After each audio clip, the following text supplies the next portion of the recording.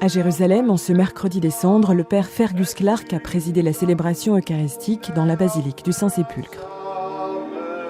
La messe, concélébrée par les franciscains, gardiens des sanctuaires de la terre de Jésus, s'est tenue dans le lieu où, selon la tradition, le Christ fut enseveli avant de ressusciter. La messe a été une occasion d'expression de foi du peuple de Dieu qui, en recevant l'imposition des cendres, a montré un ardent désir de conversion et s'est rappelé que nous sommes poussière et que nous retournerons à la poussière.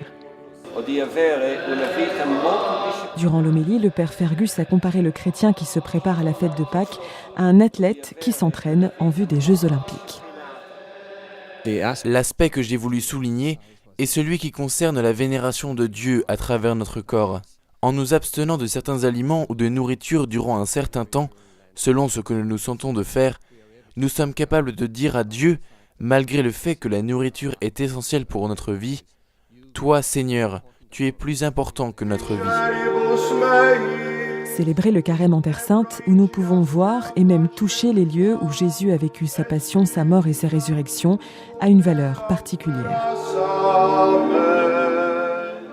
Specialmente il tempo di Quaresima per tutti i frati, tutti preti, tutti i religiosi. Venir ici pendant le carême, pour les frères, prêtres et religieux, est quelque chose de très spécial, parce que tous attendent ce jour de la résurrection du Christ après 40 jours, après ce temps de prière si particulier et si intense.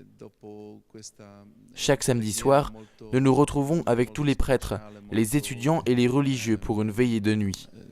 Molto anche intensiva.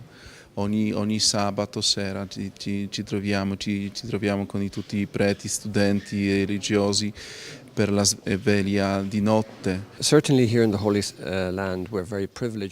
Nous avons le privilège, ici en Terre Sainte, de pouvoir marcher sur les pas de Jésus.